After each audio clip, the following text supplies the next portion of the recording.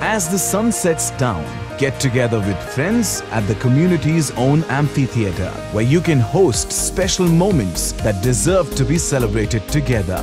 The Olive Callista also houses its own barbecue counter and an elegant gazebo that finds its own beautiful place in the community. The Olive Callista also houses its own clubhouse with a state-of-the-art badminton court, a skating ring and a games room. There are dedicated electric buggy cars that you can use to go on a small ride around the community or just drive around feeling the freshness of the wind on your face. If you wish to experience an outstanding combination of high-tech living, spectacular building design, intelligent architecture, environmentally sensitive planning, exceptional security systems, and community amenities benchmarked to the highest standards, this is your chance. For details, contact Varghese Thiruvalla, telephone number 347-420-0487, email varghese.tvla@gmail.com. Meet Olive Builders. Hallelujah. നമ്മുടെ കർത്താവും നമ്മുടെ രക്ഷിതാവുമായ യേശു ക്രിസ്തുവിൻ്റെ ഏറ്റവും ധന്യമായ നാമത്തിന് ഈ സന്ധ്യയിൽ മഹത്വം ഉണ്ടാകട്ടെ. നമ്മെ സ്നേഹിച്ചവനും തൻ്റെ രക്തം നൽകി നമ്മെ രാജ്യവും പുരോഹിതന്മാരുമാക്കിയ നമ്മുടെ കർത്താവിന് ഇന്ന് രാത്രിയിൽ ഒരിക്കലൂടെ നമ്മുടെ വിശുദ്ധ കരങ്ങളെ ഉയർത്തി അവൻ്റെ മഹത്വത്തിനനുസരിച്ച് സ്തുതി മുഴക്കാം. ഈ തലമുറയിൽ നമ്മുടെ സഭയെ നടത്തുവാനായി ദൈവത്താൽ നിയോഗിക്കപ്പെട്ടതായ അപ്പോസ്തലന്മാർ, പ്രവാചകന്മാർ, ഉപദേഷ്ടാക്കന്മാർ, ഇടയന്മാർ, സഭയുടെ നേതാക്കന്മാർ, അനുഗ്രഹീതരായ ശുശ്രൂഷക വൃന്ദം, ഇന്ന് രാത്രി ഇവിടെ കടന്നു വന്നിരിക്കുന്ന എല്ലാ ദൈവമക്കൾക്കും അനുഗ്രഹിക്കപ്പെട്ടതായ ആരാധനാ സംഘത്തിനും ക്രിസ്തുവേശുവിൻ്റെ നാമത്തിലുള്ള സ്നേഹവും വന്ദനവും അറിയിക്കുന്നു. യേശു ക്രിസ്തുവിൻ്റെ നിസ്തുല്യതയെക്കുറിച്ച് ചിന്തിക്കുവാനും യേശു ക്രിസ്തുവിൻ്റെ മഹാസാന്നിധ്യത്തിൻ്റെ ചുറ്റാകെയായിരിക്കാനും ഇന്ന് രാത്രിയിൽ കൃപ നൽകി കർത്താവ് നമ്മെ കൂട്ടിക്കൊണ്ടുവന്നതോർത്ത് ദൈവത്തിന് നന്ദിയുള്ള ഹൃദയത്തോടെ സ്തോത്രം ചെയ്യുന്നു. കഴിഞ്ഞ കൺവെൻഷനിൽ ഇവിടെ പങ്കെടുത്ത അനേക കരങ്ങൾ ഇന്ന് രാത്രിയിൽ ഉയരാതെ ഇരിക്കുമ്പോൾ, കഴിഞ്ഞ കൺവെൻഷനിൽ കടന്നു വന്ന അനേക അധരങ്ങളും ഇന്ന് രാത്രിയിൽ അടയപ്പെട്ട് കിടക്കുമ്പോൾ, കൃപയാൽ കരങ്ങൾ ഉയർത്തിപ്പിടിക്കുവാൻ, അധരങ്ങൾ തുറക്കുവാൻ, യേശു ക്രിസ്തുവിൻ്റെ മഹത്വത്തെക്കുറിച്ച് ഈ മണ്ണിൽ ഒന്നുകൂടെ രുചിച്ചറിയുവാൻ, അവനെ താൻ ഇരിക്കുന്നത് പോലെ കാണുവാൻ കാലമെടുത്ത് വന്നതുകൊണ്ട് ഈ മണ്ണിൽ ഒരിക്കലൂടെ അവൻ്റെ മഹത്വത്തെ നമുക്കറിയുവാനും പഠിക്കുവാനും ദൈവം ഒരുക്കിയ അവസരത്തിനായി ദൈവത്തെ സ്തുതിക്കുകയാണ്. നമ്മുടെ കർത്താവിൻ്റെ വചനത്തിൽ നിന്ന്, കർത്താവിൻ്റെ ദാസനിലൂടെ അനുഗ്രഹിക്കപ്പെട്ടതായ വചന ശുശ്രൂഷ ഇന്ന് രാത്രി നമുക്ക് ലഭിക്കാനായിട്ടിടയായി തീർന്നു. പൗലോസ് അപ്പോസ്തലൻ സഭയ്ക്ക് വേണ്ടി പ്രാർത്ഥിക്കുമ്പോൾ താൻ നിരന്തരമായി, പ്രത്യേകിച്ച് കാരാഗ്രഹ ലേഖനങ്ങളിൽ എഴുതുന്നൊരു വാക്യമുണ്ട്. യേശു ക്രിസ്തുവിനെ കുറിച്ചുള്ള ജ്ഞാനത്തിൻ്റെയും പരിജ്ഞാനത്തിൻ്റെയും വെളിപ്പാട് ദൈവത്തിൻ്റെ സഭയ്ക്ക് ലഭിക്കണം. പൗലോസിൻ്റെ ജീവിതത്തിൻ്റെ ആദ്യത്തെ ഘട്ടത്തിൽ താൻ ചോദിച്ചത്, നീ ആരാകുന്നു കർത്താവേ എന്നാണ്. എന്നാൽ ശുശ്രൂഷ അവസാനിപ്പിക്കുന്നതിന് തൊട്ട് മുമ്പ് താൻ എഴുതിയ ലേഖനത്തിൽ പറഞ്ഞിരിക്കുന്നത്, ഞാൻ ആരെ വിശ്വസിച്ചിരിക്കുന്നു എന്ന് ഞാൻ അറിയുന്നു എന്നാണ്. ഇന്ന് രാത്രി നമ്മുടെ കർത്താവിനെ കുറിച്ചുള്ള അറിവിൻ്റെ ഘട്ടങ്ങളിലേക്ക്, മേഖലകളിലേക്ക്, അവൻ്റെ ഭൂമിയിലെ നിസ്തുല്യതയെക്കുറിച്ചുള്ളതായ വളരെ ലളിതമായ ചില വചനഭാഗങ്ങളിലൂടെ കടന്നു പോകുവാൻ കർത്താവിൽ ഞാൻ ആഗ്രഹിക്കുകയാണ്. അപ്പോസ്തല പ്രവൃത്തി 4-ാം അധ്യായത്തിൻ്റെ 5 മുതൽ 12 വരെയുള്ളതായ വചനങ്ങൾ ഇപ്പോൾ വായിക്കുകയും അതിൽ നിന്ന് ദൈവത്തിൻ്റെ ആത്മാവിൽ ശരണപ്പെട്ട് ചില ആലോചനകൾ ഓർപ്പിക്കുവാൻ കർത്താവിൽ ആഗ്രഹിക്കുകയും ചെയ്യുന്നു.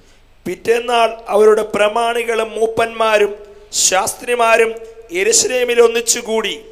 മഹാപുരോഹിതനായ ഹന്നാവും കയ്യഫാവും യോഹന്നാനും അലക്സന്തരും മഹാപുരോഹിത വംശത്തിലുള്ളവരൊക്കെയും ഉണ്ടായിരുന്നു. ഇവർ അവരെ നടുവിൽ നിർത്തി, ഏത് ശക്തി കൊണ്ടോ ഏത് നാമത്തിലോ നിങ്ങളിത് ചെയ്തു എന്ന് ചോദിച്ചു. പത്രോസ് പരിശുദ്ധാത്മാവ് നിറഞ്ഞവനായി അവരോട് പറഞ്ഞത്, ജനത്തിൻ്റെ പ്രമാണികളും മൂപ്പന്മാരും ആയുള്ളവരെ, ഈ ബലഹീന മനുഷ്യന് ഉണ്ടായ ഉപകാരം നിമിത്തം ഇവൻ എന്തൊന്നിനാൽ സൗഖ്യമായി എന്ന് ഞങ്ങളെ ഇന്ന് വിസ്തരിക്കുന്നുവെങ്കിൽ, നിങ്ങൾ ക്രൂശിച്ചവനും ദൈവം മരിച്ചവരിൽ നിന്ന് ഉയർപ്പിച്ചവനുമായി നസറനായ യേശുക്രിസ്തുവിന്റെ നാമത്തിൽ തന്നെ ഇവൻ സൗഖ്യമുള്ളവനായി നിങ്ങളുടെ മുമ്പിൽ നിൽക്കുന്നു എന്ന് നിങ്ങളെല്ലാവരും ഇസ്രായേൽ ജനമൊക്കെയും അറിഞ്ഞുകൊള്ളുവിൻ. വീട് പണിയുന്നവരായ നിങ്ങൾ തള്ളിക്കളഞ്ഞിട്ട് കോണിന്റെ മൂലക്കല്ലായി തീർന്ന കല്ല് ഇവൻ തന്നെ. മറ്റൊരുത്തനും രക്ഷയില്ല. നാം രക്ഷിക്കപ്പെടുവാൻ ആകാശത്തിന് കീഴിൽ മനുഷ്യരുടെ ഇടയിൽ നൽകപ്പെട്ട വേറൊരു നാമവും ഇല്ല. ഈ ഭൂമിയിൽ എല്ലാ നാമത്തിനും മേലായി നിസ്തുല്യനായ യേശുവെന്ന രക്ഷകനെ കുറിച്ചുള്ള ഒരിക്കലൂടെയുള്ള പഴയ ദൈവവചന ചിന്തകൾ ഒന്ന് പുനരാവർത്തിക്കുവാനാണ് ഇന്ന് രാത്രിയിൽ ദൈവത്തിൻ്റെ പരിശുദ്ധാത്മാവ് നിയോഗം നൽകിയിരിക്കുന്നത്. അപ്പോസ്തല പ്രവർത്തികൾ ദൈവസഭയുടെ ആദ്യത്തെ 30 വർഷത്തിൻ്റെ ആധികാരികമായ ചരിത്രമാണ്. നസ്രയന യേശുവിനെ ക്രൂശിച്ച് കല്ലറയിൽ അടക്കം ചെയ്ത് കല്ലും ഉരുട്ടി വെച്ച് സാമ്രാജ്യത്തിൻ്റെ മുദ്രയും ചാർത്തി യേശുവിൻ്റെ മാർഗത്തെ ഒഴിവാക്കി, യേശുവിനെയും ഒഴിവാക്കി എന്ന് കരുതിയതായ യഹൂദ ജനതയുടെ നടുവിൽ അവരുടെ ഏറ്റവും വലിയ നഗരമായിരുന്ന ആലയ നഗരമായിരുന്ന യെരുശലേം നഗരത്തിൻ്റെ മൂക്കിൻ്റെ താഴെ തന്നെ ദൈവസഭയുടെ വളർച്ചയുടെ ചിത്രമാണ് പ്രാരംഭ അധ്യായങ്ങളിൽ നമുക്ക് കാണുവാൻ കഴിയുന്നത്. ആദ്യത്തെ പ്രസംഗത്തിലൂടെ 3000 പേര്, 3-ാം അധ്യായത്തിൽ യേശുവിൻ്റെ ശൈലിയിലുള്ളതായ അത്ഭുതകരമായ സൗഖ്യത്തിലൂടെ അകത്തളങ്ങളിൽ പിടിച്ചിട്ടപ്പോഴും ഇപ്പുറത്ത് ദൈവത്തിൻ്റെ വചനം പരന്ന് ശിഷ്യന്മാരുടെ എണ്ണം 5000-ആയി വർദ്ധിക്കുന്ന ചരിത്രമാണ് 4-ാമത്തെ അധ്യായത്തിൻ്റെ ആദ്യ ഭാഗങ്ങളിൽ കാണുവാൻ കഴിയുന്നത്. ദൈവത്തിൻ്റെ സഭ പാതാള ഗോപുരങ്ങൾക്ക് തൊടുവാൻ കഴിവില്ലാതെ ഏത് കാലഘട്ടത്തിലും വളർച്ചയുടെ ഉയരങ്ങളിലേക്ക് നയിക്കുവാൻ ദൈവത്തിൻ്റെ പരിശുദ്ധാത്മാവിൻ്റെ ശക്തി നമുക്ക് ഈ ഭാഗങ്ങളിലൊക്കെ നന്നായി കാണുവാൻ കഴിയും. മൂക്കിൻ്റെ താഴെ 3000, പിന്നീട് 5000, പിന്നീട് പുരോഹിതന്മാരിൽ ഒരു കൂട്ടമായി സഭ വളർന്നുകൊണ്ടിരിക്കുമ്പോൾ എതിരെയുള്ള പ്രതികൂല ശക്തികൾ സഭയുടെ വളർച്ചയെ തല്ലിക്കെടുത്തുവാൻ വേണ്ടി അതിൻ്റെ മുഴുവൻ കരുത്തോടും കൂടെ പ്രത്യക്ഷമാകുന്ന ഭാഗമാണ് 4-ാമത്തെ അധ്യായത്തിൽ നമുക്ക് കാണുവാൻ കഴിയുന്നത്. 3-ാമത്തെ അധ്യായത്തിൽ യേശുവിൻ്റെ ശൈലിയിലുള്ളതായ, യേശുവിൻ്റെ നാമത്തിലുള്ളതായ അത്ഭുതകരമായ വിടുതലിലൂടെ ഭ്രമിച്ചു പോയതായ ആളുകൾ പത്രോസിനെയും യോഹന്നാനെയും ആ കാലഘട്ടത്തിലെ മുഴുവൻ ശക്തികളും ഒരുമിച്ച് വളഞ്ഞ് ആലയത്തിൻ്റെ പ്രാകാരത്തിൻ്റെ അപ്പുറത്തുള്ള കോടതി വരാന്തയിൽ നിർത്തിയിരിക്കുന്ന ചരിത്രമാണ് നമുക്ക് കാണുവാൻ കഴിയുന്നത്. ആ കാലത്ത് കൊല്ലുവാനും തകർക്കുവാനും മുടിക്കുവാനും അധികാരമുള്ള, വധശിക്ഷയ്ക്ക് പോലും അധികാരമുള്ളതായ മഹാപുരോഹിതന്റെ നേതൃത്വത്തിലുള്ളതായ സൻഹദ്രി സംഘവും ആ കാലഘട്ടത്തിലെ ഏറ്റവും വലിയ രാഷ്ട്രീയ ശക്തിയും ആ കാലഘട്ടത്തിലെ സാമ്പത്തിക ശക്തിയുമായിരുന്ന സാദൂക്യരും ഒരുമിച്ച് ചേർന്ന് വളഞ്ഞു നിർത്തിക്കൊണ്ട്, അതാണ് ആദ്യത്തെ ഇന്ന് വായിച്ച വാക്യങ്ങൾ കാണുന്നത്, വളഞ്ഞു നിർത്തിക്കൊണ്ട് അവരുടെ നടുവിൽ പത്രോസിനെയും യോഹന്നാനെയും നിർത്തി അവരോട് ചോദിക്കുന്ന ഒരു പ്രധാനപ്പെട്ട ചോദ്യമാണ്, ഏത് നാമം കൊണ്ടും ഏത് അധികാരം കൊണ്ടുമാണ് നിങ്ങൾ ഇത് ചെയ്യുന്നത്? അവർ കണ്ണുകൾ ഉയർത്തി നോക്കിയപ്പോൾ ആ കാലഘട്ടത്തിലെ മതത്തിൻ്റെ മുഴുവൻ ശക്തികളും അവർക്ക് ചുറ്റും അണിനിരന്നിരിക്കുകയാണ്. ആ കാലഘട്ടത്തിലെ സാമ്പത്തിക ശക്തികൾ അവർക്കെതിരെ ഉയർന്നു നിൽക്കുകയാണ്. വൻമല പോലെ, വൻമതിൽ പോലെ, ആർക്കും ഭേദിക്കാൻ കഴിയാത്തതായ ഒരു വലിയ ശക്തിയുടെ 4 ചുറ്റും നിന്ന് ജീവന് ഭീഷണിയായി നിന്ന് കഴിഞ്ഞപ്പോൾ പത്രോസിന് മനസ്സിലായി, ഇവർക്കില്ലാത്ത, രാഷ്ട്രീയത്തിനില്ലാത്ത, ധനത്തിനില്ലാത്ത, സൈന്യത്തിനില്ലാത്ത ഒരു മഹാശക്തി ദൈവം ഞങ്ങളുടെ മേൽ നൽകിയിട്ടുണ്ട്. ലോകത്തിലെ ഏതൊരു കരുത്തുറ്റ ശക്തിയെയും അതിജീവിക്കാൻ കഴിയുന്ന ഒരു മഹാശക്തി ദൈവം നമുക്ക് നൽകിയിട്ടുണ്ട്. 8-ാമത്തെ വാക്യത്തിൽ, 4-ാം അധ്യായത്തിൻ്റെ 8-ാമത്തെ വാക്യത്തിൽ എഴുതിയിരിക്കുന്നത്, പത്രോസ് പരിശുദ്ധാത്മാവ് നിറഞ്ഞവനായി മാറി. അപ്പുറത്ത് നിൽക്കുന്ന പ്രതികൂല ശക്തികൾക്ക് എന്തുമാത്രം ഉയരമുണ്ടെങ്കിലും, ഇപ്പുറത്ത് നിൽക്കുന്ന രാഷ്ട്രീയ ശക്തികൾക്ക് എന്തുമാത്രം ഉയരമുണ്ടെങ്കിലും, സംഘടിത ശക്തികൾ ഒരുമിച്ച് ചേർന്നാലും എത്രമാത്രം ഉയരമുണ്ടെങ്കിലും ആ വൻമതിലിനെ പൊളിച്ചു കളയാൻ കഴിയുന്ന ഒരു ശക്തി ദൈവം തന്റെ സഭയ്ക്ക് കൈമാറിയിട്ടുണ്ട്. അത് പണത്തിന്റെ ശക്തിയല്ല, ദൈവത്തിന്റെ പരിശുദ്ധാത്മാവിന്റെ ശക്തിയാണ്. ഉയർന്നു നിൽക്കുന്ന ഏത് മതിലുകൾ എത്ര ഉയർന്നതായി മാറിയാലും ഇന്ന് രാത്രിയിൽ ആത്മനിറവ് നമ്മുടെ മധ്യേ വ്യാപരിച്ചാൽ, ദൈവത്തിന്റെ പരിശുദ്ധാത്മാവിന്റെ നിറവ് നമ്മുടെ മധ്യേ വ്യാപരിച്ചു കഴിഞ്ഞാൽ, വ്യക്തിയുടെ മേൽ വ്യാപരിച്ചു കഴിഞ്ഞാൽ, ഈ ശുശ്രൂഷയുടെ സമയത്ത് തന്നെ അതിന്റെ വൻമതിലുകളെ ഇന്ന് സന്ധിയിൽ പൊളിച്ചു മാറ്റാൻ കഴിയുന്ന ഒരു ദൈവിക ശക്തിയാണ് ദൈവം തന്റെ സഭയ്ക്ക് കൈമാറിയിട്ടുള്ളത്. ഇത് പത്രോസിന് നന്നായിട്ടറിയാം. താൻ ചെയ്ത പെന്തിക്കോസ് ദിവസത്തിലെ പ്രസംഗം, പെന്തിക്കോസ് നാളിൽ താൻ പ്രസംഗിച്ചതായ മാളിക മുറിയിൽ നിന്ന് 5.5 കിലോമീറ്ററോ 6 കിലോമീറ്ററോ അങ്ങോട്ട് മാറിയാണ് യെരുശലേമിലെ വലിയ പള്ളി നിലകൊള്ളുന്നത്.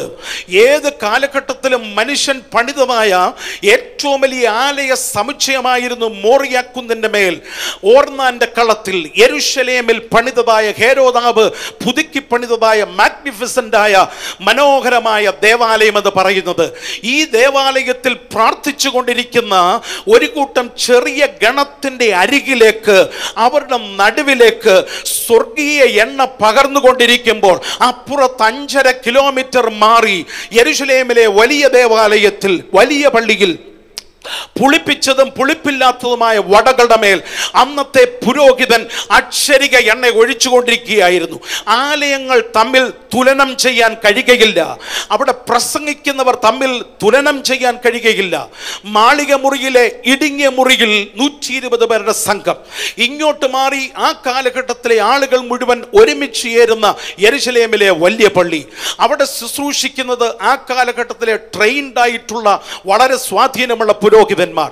ഇപ്പുറത്ത് സാമാന്യരും പഠിപ്പില്ലെന്നും ആളുകൾ വിളിച്ചതായ ഓർഡിനറി ആളുകൾ. എന്നാൽ സാധാരണക്കാരായ ആളുകളെ കൊണ്ട് അസാധാരണമായ ദൈവപ്രവൃത്തി ചെയ്യുന്നതിന് വേണ്ടി സ്വർഗം ഒരുക്കിയത് അവർ പണിഞ്ഞ പള്ളിയുടെ വലിപ്പമല്ല, അവർ ഉണ്ടാക്കിയ കെട്ടിടത്തിന്റെ വലിപ്പമല്ല, അവരുടെ മേൽ ദൈവത്തിന്റെ സ്വർഗത്തിലെ എണ്ണ പരിശുദ്ധാത്മാവിൽ ഇറങ്ങി വന്ന് കഴിഞ്ഞപ്പോൾ അപ്പുറത്തുള്ള മഹാകോട്ടകളെ പിടിച്ചടക്കിക്കൊണ്ട് ഇപ്പുറത്തെ ആളുകളെ കൊണ്ടുവരുവാൻ കഴിയുന്ന ഒരു മഹാശക്തി അവരുടെ മേൽ വ്യാപരിച്ചു.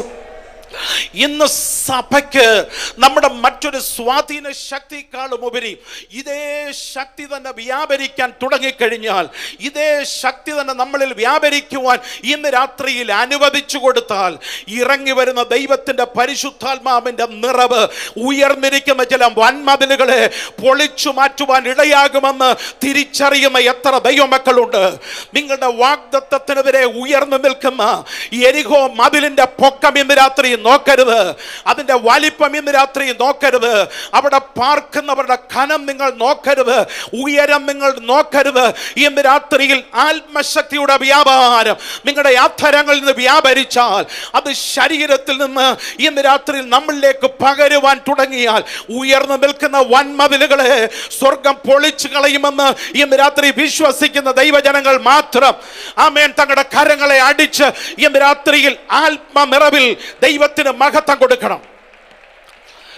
ഇതിന്റെ നടുവിൽ മഹത്തായ ദൈവപ്രവർത്തികളെ ഇന്ന് രാത്രിയിൽ സ്വർഗം ചെയ്യണം. ഭയത്തോടെ, ഭീരുത്വത്തോടെ, പേടിയോട് കൂടെ ചില വൻമതിലുകളെ നോക്കിക്കൊണ്ടിരുന്നാൽ ഇന്ന് രാത്രിയിൽ അതിന്റെ വലിപ്പം കണ്ട് അമ്പരന്ന് പിന്മാറാൻ ഇടയാകും. എന്നാൽ ദൈവത്തിന്റെ ആത്മാവിന്റെ ഒരു പുതിയ നിറവ് ഈ സന്ധിയിൽ നമ്മുടെ മേൽ ഇറങ്ങി വന്നാൽ ആ മതിൽ ചാടിക്കടക്കാനുള്ള, ആ മതിലിന്റെ മുകളിലൂടെ അക്കരെ കടക്കുവാനുള്ള ദൈവശക്തി നമ്മുടെ മേൽ വ്യാപരിക്കുവാൻ ഇടയായിത്തീരും. അവർ ചോദിച്ച ഒരു ചോദ്യമുണ്ട്, നിങ്ങൾ ഏത് നാമം കൊണ്ട്, ഏത് ശക്തി കൊണ്ടാണ് ഈ അത്ഭുതങ്ങൾ ചെയ്തത്? ആമേൻ.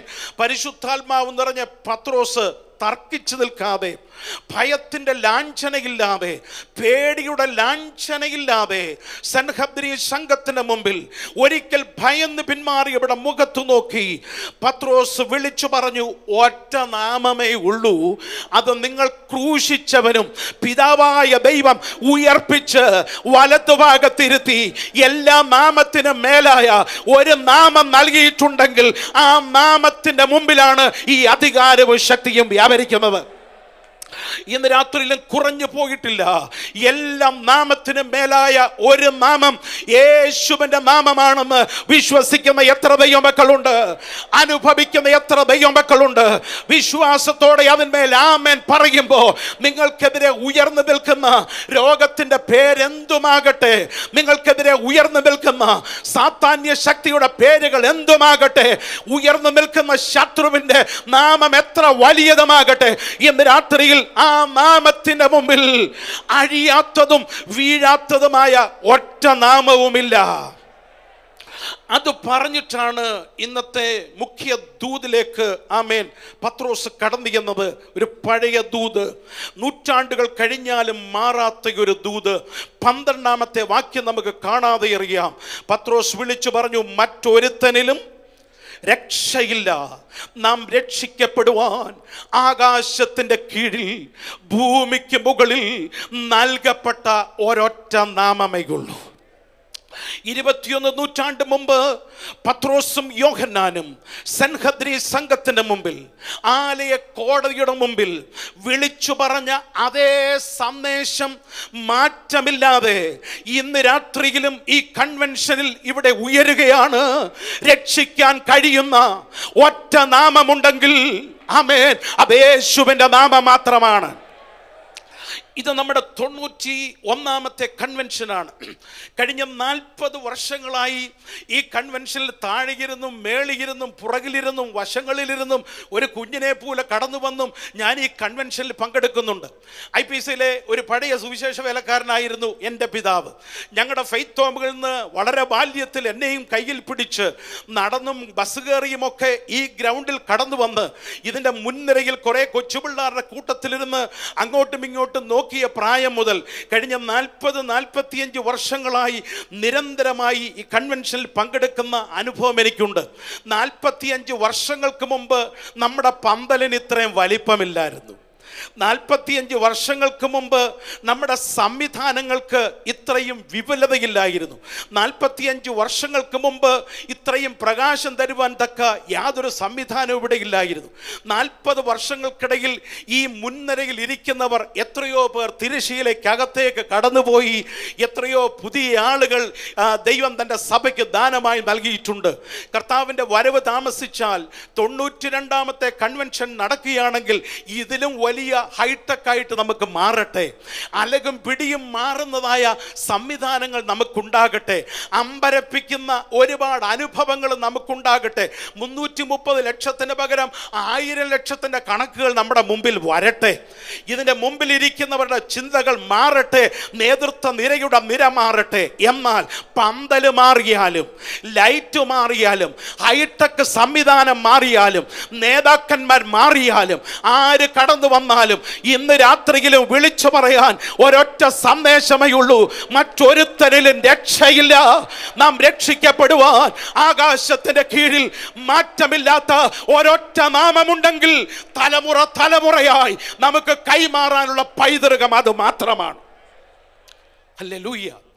ഇത് പറയുമ്പോൾ ഭാരതം പോലെയുള്ളതായ ഒരു ബഹുവർണ്ണ സമൂഹത്തിൽ ഇത്തരമൊരു സന്ദേശത്തിൻ്റെ സാങ്കത്യത്തെക്കുറിച്ച് ഒരുപാട് ചോദ്യങ്ങൾ ഉയർന്നതിൻ്റെ വെളിച്ചത്തിലാണ് ഈ വാക്യം തന്നെ അല്പമിനിറ്റുകൾ വിചിന്തനം ചെയ്യാൻ പരിശുദ്ധാത്മാവിൽ ഞാൻ ആഗ്രഹിച്ചത്.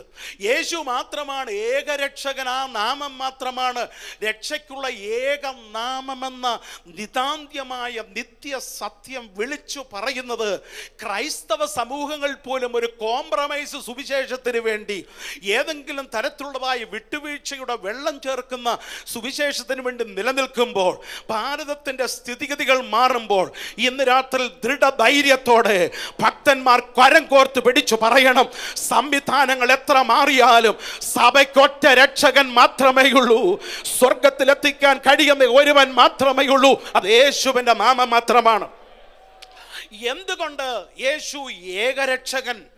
4 പരിചിതമായ ഭാഗങ്ങളിലൂടെ, 4-ലേറെയുണ്ട്, ധാരാളമുണ്ട്, 4 പരിചിതമായ ഭാഗങ്ങളിലൂടെ യേശു മാത്രമാണ് അതുല്യനായ, നിസ്തുല്യനായ ഏകരക്ഷകൻ എന്നുള്ളത്. ആമേൻ. കെജത്തോഷ് മാസ്റ്റർ പറഞ്ഞതുപോലെ ഇതൊന്നും വിശദമാക്കാനുള്ള സമയങ്ങൾ എടുക്കാൻ ഞങ്ങൾക്ക് കഴിയുന്നില്ല. എങ്കിലും ഈ പറഞ്ഞ 4 കുറഞ്ഞ ആസ്പെക്റ്റുകളിലെങ്കിലും യേശു മാത്രം ഏകരക്ഷകനെന്ന് വ്യക്തമായി നമുക്ക് മനസ്സിലാക്കാൻ കഴിയും. അത് മുറുകെ പിടിക്കാനിടയായിത്തീരണം. ഒന്നാമത്തേത് ഞാൻ പറയട്ടെ. ഇവിടെ കർത്തൃദാസൻ പ്രസംഗിച്ചു, ജഡത്തിൽ വെളിപ്പെട്ട യേശു. ആ യേശുവിനെ നോക്കിക്കൊണ്ട് പറയാം, പാപമില്ലാതെ ജനിച്ച് പാപരഹിതനായി ജീവിച്ച യേശുവിനെ പോലെ ഒരു നിസ്തുല്യനായ രക്ഷകൻ വേറെ എവിടാ കാണാൻ കഴിയുന്നത്? ഇന്ന് രാത്രിയിൽ പാപമില്ലാതെ ജനിച്ച് നല്ലവരായും കൊള്ളാകുന്നവരായും ജീവിച്ചവരുടെയൊക്കെ എണ്ണം നമുക്കറിയാമെങ്കിലും പാപസ്പർശമില്ലാതെ, പാപത്തിന് സ്വാധീനമില്ലാതെ, പാപജഡത്തിൽ വേഷമെടുത്തെങ്കിലും പാപത്തിൻ്റെ പാപജനനമില്ലാതെ, പാപസ്പർശമില്ലാതെ ജീവിച്ച ഒരു രക്ഷകനുണ്ടെങ്കിൽ അത് നമ്മുടെ കർത്താവ് മാത്രമാണ്. ചുറ്റും നിന്നവരെ മുഴുവൻ നോക്ക്. ഉയരങ്ങളിൽ നിന്ന് കേട്ട 2 സാക്ഷ്യമില്ലേ? മത്തായി 3:17, ഇവൻ എൻ്റെ പ്രിയപുത്രൻ, ഇവനിൽ ഞാൻ പ്രസാദിച്ചിരിക്കുന്നു. സഭയുണ്ടാക്കുന്നതിന് മുമ്പേ, സംഘടനയുണ്ടാക്കുന്നതിന് മുമ്പേ, ശിഷ്യന്മാരെ തെരഞ്ഞെടുക്കുന്നതിന് മുമ്പേ, അത്ഭുതങ്ങൾ ചെയ്യുന്നതിന് മുമ്പേ, ഒരത്ഭുതം പോലും കർത്താവ് ചെയ്യുന്നതിന് മുമ്പെയാണ് സ്നാനജലത്തിൽ മുങ്ങിപ്പൊങ്ങുമ്പോൾ പിതാവ് വിളിച്ചു പറഞ്ഞത്, ഇവൻ എൻ്റെ പ്രിയപുത്രനാണ്, ഇവനിൽ ഞാൻ പ്രസാദിച്ചിരിക്കുന്നു. പ്രിയരെ, ചെയ്തു കൂട്ടുന്ന പ്രവൃത്തിയുടെ വലിപ്പമല്ല, അതിലെ വിശുദ്ധിയാണ് സ്വർഗസ്ഥനായ പിതാവ് എണ്ണം പറഞ്ഞു നിനക്ക് ഒപ്പിട്ട് തരുന്നത്. എത്ര പദവി എന്നുള്ളതല്ല, എത്ര ഉയർച്ച എന്നുള്ളതല്ല. എൻ്റെ ശുശ്രൂഷയിൽ ഒരത്ഭുതം നടക്കുന്നില്ല. എൻ്റെ ശുശ്രൂഷയിൽ അതുകൊണ്ട് അത്ഭുതം നടത്താൻ അഭിനയിക്കാൻ പോകരുത്. അതുകൊണ്ട് അത്ഭുതം ചെയ്യുന്നവരെ ഇമിറ്റേറ്റ് ചെയ്യാൻ പോകരുത്. സ്വർഗം നിന്നെ കുറിച്ച് ഉയരത്തിൽ നിന്ന് പറയുന്ന വാക്കുകളാണ് ചെയ്യുന്ന ഏത് പ്രവൃത്തിയെക്കാളും ഉയരത്തിൽ കാണുവാനായിട്ട് കഴിയുന്നത്.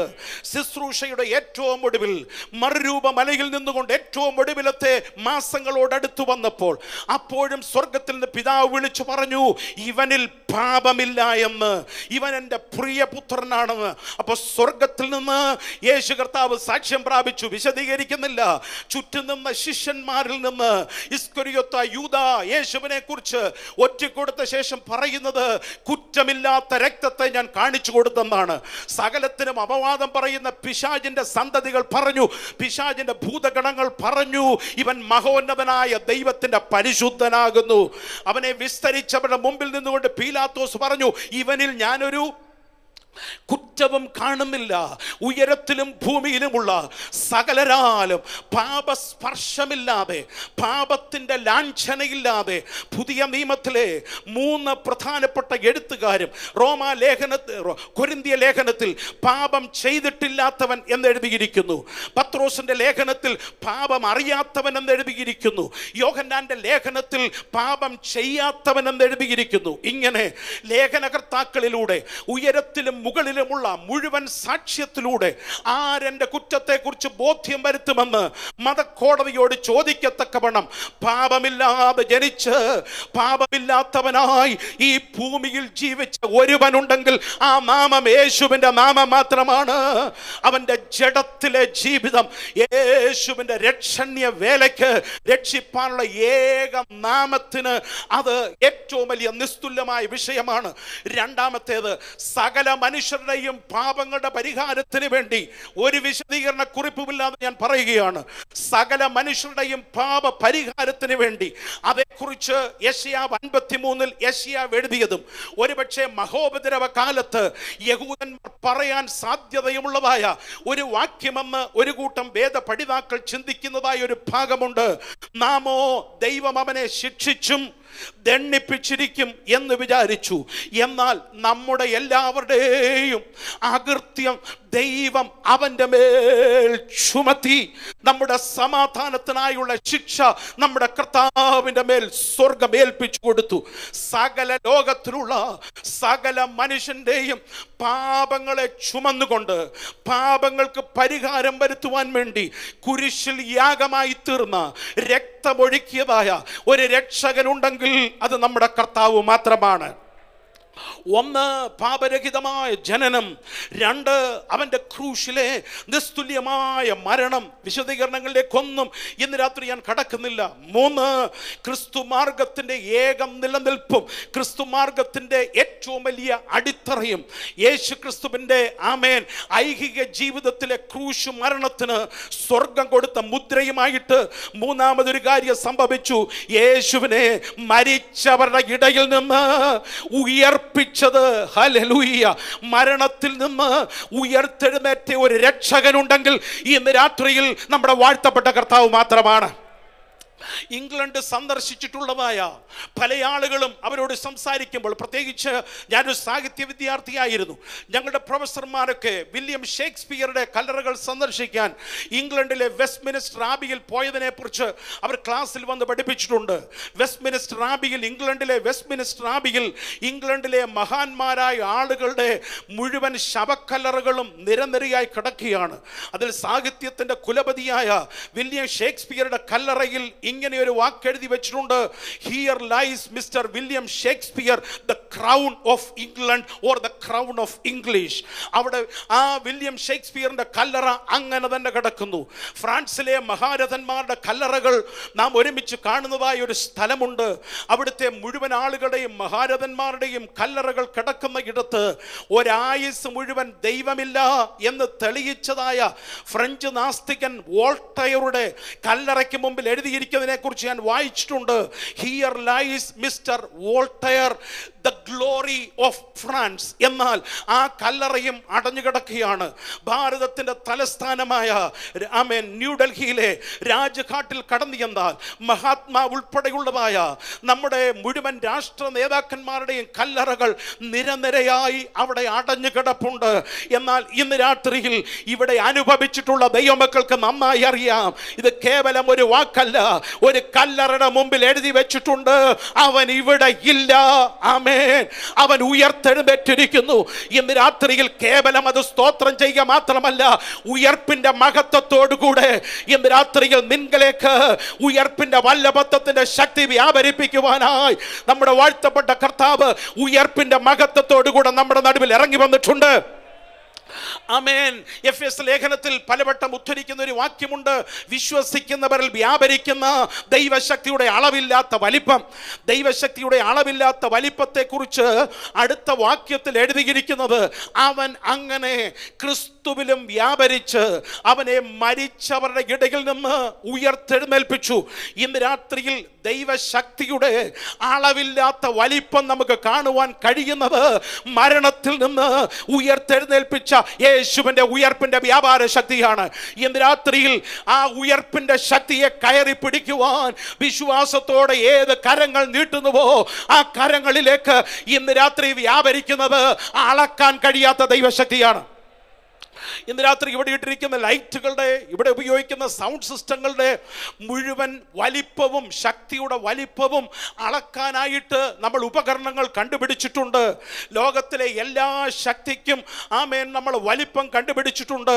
ലോകത്തിലെ പ്രധാന ശക്തികളെ മുഴുവൻ കാണുന്നത് കുതിരശക്തിയോടുള്ള ബന്ധത്തിലാണ്. എന്നാൽ ശ്രദ്ധിച്ചാൽ കർമ്മേൽ പർവ്വതത്തിന്റെ മുകളിൽ ആഹാബിന്റെ 12 കുതിരകളെ കെട്ടിയ തേര് കർമ്മേൽ പർവ്വതത്തിൽ നിന്നും ഓടി ഏതാണ്ട് പകുതി വഴി ചെല്ലുമ്പോൾ മിന്നായം പോലെ ഒരു കാഴ്ച ആഹാബ് കണ്ടു. താൻ തള്ളിക്കളഞ്ഞ് ഒരുവൻ തൻ്റെ രഥത്തിന് മുമ്പായി ഓടിപ്പോകുന്നു. തൻ്റെ രഥത്തിന് മുമ്പായി മുന്നോട്ട് നീങ്ങുകയാണ്. ഇന്ന് രാത്രി ഈ വചനം വിശ്വസിച്ചോ? നിന്നെ തള്ളിക്കളഞ്ഞ, നിന്നെ ഉപേക്ഷിച്ച, നീ ബലഹീനനെന്ന് പറഞ്ഞ, ഗൗരവം കൊടുക്കാത്ത ചില രഥചക്രങ്ങൾക്ക് മുന്നിൽ ഓടി ചെല്ലുവാനുള്ള ഒരു ദൈവശക്തിയുടെ വലിപ്പം, ഒരു ദൈവശക്തിയുടെ വലിപ്പം ഇന്ന് രാത്രി എത്ര പേര് ഇത് പ്രാപിക്കാൻ ആഗ്രഹിക്കുന്നുണ്ട്? അവർ വിശ്വസിക്കുന്നെങ്കിൽ ആ ദൈവശക്തിയുടെ വലിപ്പം, ആമേൻ, ഡോക്ടർ എഴുതിയ വിധിയെഴുത്തുകളെ ഇന്ന് രാത്രി മാറ്റിക്കളയാൻ കഴിയുന്ന ഉയർപ്പിന്റെ വ്യാപാരത്തിന്റെ ശക്തി, ശത്രു ഉരുട്ടി വെച്ച കല്ലുകളെ ഇന്ന് രാത്രിയിൽ ഉരുട്ടി മാറ്റുക മാത്രമല്ല, തിരിച്ചു കൊണ്ടുവരാൻ കഴിയാതെ വണ്ണം ദൂതനെ മുകളിൽ കയറ്റിയിരുത്തുന്ന ദൈവശക്തിയുടെ അളവില്ലാത്ത വലിപ്പം, ഉച്ചി മുതൽ ഉള്ളം കാൽ വരെ മൃതമായി കിടന്ന കോശങ്ങളുടെ മേൽ വ്യാപരിച്ച് നിന്റെ യൗവനം കഴുകനെ പോലെ, ഹല്ലേലൂയ, ഇന്ന് രാത്രി പുതുക്കി വരത്തക്കവണ്ണമുള്ള ദൈവശക്തി അനുഭവിച്ചിട്ടുള്ളവർ മാത്രം സന്തോഷത്തോടെ ദൈവത്തിന് മഹത്വം കൊടുക്കണം. ഇതൊരു പ്രാപിക്കുന്ന രാത്രിയായി മാറട്ടെ, കേവലം പറഞ്ഞു പോകുകയല്ല. ആമേൻ. നാലാമത്തേതോടെ ഞാൻ പറയട്ടെ, ഞാൻ പോയി കഴിഞ്ഞ് സ്ഥലമൊരുക്കിയാൽ വീണ്ടും വന്ന് എൻ്റെ അടുക്കൽ നിങ്ങളെ ചേർത്തുകൊള്ളുമെന്ന് വാഗ്ദത്തം പറഞ്ഞ ഒരു രക്ഷകനുണ്ടെങ്കിൽ അത് യേശു മാത്രമാണ്. ഇന്ന് രാത്രിയിൽ ഈ 4 ആസ്പെക്റ്റുകൾ നമുക്ക് വളരെ ആമേൻ അടുത്തറിയാവുന്ന, പല പ്രാവശ്യം കേട്ടിട്ടുള്ള, മനസ്സിലാക്കിയിട്ടുള്ളതാണ്. പാപമില്ലാതെ ജനിച്ച്, പാപസ്പർശനമില്ലാതെ ജീവിച്ച്, ആമേൻ, ക്രൂശിന്മേൽ മനുഷ്യന്റെ പാപങ്ങളെ മുഴുവൻ ഏറ്റ്, ആമേൻ, 3-ാം ദിവസം പുനരുത്ഥാനത്തിന് ശക്തിയോടുകൂടെ ഉയർത്തെഴുന്നേറ്റ് വീണ്ടും വരുമെന്ന് പറഞ്ഞ ഒരുവനുണ്ടെങ്കിൽ അതെൻ്റെ യേശു മാത്രമാണെന്ന് ഇന്ന് രാത്രിയിൽ അനുഭവിച്ചിട്ടുള്ള 2 കരവും ഉയർത്തിപ്പിടിച്ചാട്ടെ. ചില മിനിറ്റുകൾ കർത്താവിന് മഹത്വം കൊടുത്താട്ടെ. ഇന്ന് രാത്രിയിൽ കിരീടങ്ങളെക്കാൾ, സിംഹാസനത്തെക്കാൾ നമുക്ക് വലുതായിരിക്കുന്നത്, പദവിയേക്കാൾ വലുതായിരിക്കുന്നത് നിസ്തുല്യനായ രക്ഷകന്റെ ജഡാവതാരം, നിസ്തുല്യനായ രക്ഷകൻ നമുക്ക് വേണ്ടി ക്രൂശിൽ യാഗമായത്. കരം തട്ടിയടിച്ച് ഇന്ന് രാത്രിയിൽ ആ യേശുവിന് ഒരു ആരാധന കൊടുത്ത്, ഓ ശാന്താനിയാന്തര. Have you met someone who has more than 25 constructive years? Meet Olive Builders. The Olive Callista is situated in Kakinad, which is fast becoming the center of business activity in Kochi, but at the same time enjoys the freedom from the pollution and rush of city life. The project is at a stone's throw distance from the highly anticipated Smart City project. Meet Olive Builders. ദൈവത്തിൻ്റെ സ്വന്തം നാട്ടിൽ ആധുനിക സൗകര്യങ്ങളോടുകൂടിയ പാർപ്പിട സമുച്ചയം നിങ്ങൾക്കായി ഒരുക്കുന്നു olive builders. The Olive Callista is a community with 5 towers housing 740 apartments and 11 bungalows spread across 9.5 acres. Right in the center of the community is a man-made lake spread over 1 acre with a water fountain and an arch bridge. വ്യാവസായിക നഗരമായ കൊച്ചിയിലും രാഷ്ട്രീയ തലസ്ഥാനമായ തിരുവനന്തപുരത്തും അക്ഷര നഗരിയുടെ തലസ്ഥാനമായ കോട്ടയത്തും പ്രവാസികളുടെ ഇഷ്ടനഗരമായ തിരുവല്ലയിലും ഒലിവ് ബിൽഡേഴ്സിന്റെ ഓൺഗോയിങ് പ്രൊജക്ടുകൾ. The interiors are intelligently designed to give you flexible living spaces where the watchwords are spaciousness and opulence. All of your bedrooms feature a level of decor that proclaims its high-class pedigree. Each crafted in its own special way, spacious in design and perfect in Vastu and Feng Shui element. Start your mornings with a walk or a jog around the world-class jogging track and come a bit closer to nature. The well-appointed swimming pool and the lap pool offer you another choice. Reconnect with your inner self and dive into the silence of your soul at the special meditation room. As the sun sets down, get together with friends at the community's own amphitheater, where you can host special moments that deserve to be celebrated together. The Olive Callista also houses its own barbecue counter and an elegant gazebo that finds its own beautiful place in the community. The Olive Callista also houses its own clubhouse with a state-of-the-art badminton court, a skating ring and a games room. There are dedicated electric buggy cars that you can use to go on a small ride around the community or just drive around feeling the freshness of the wind on your face.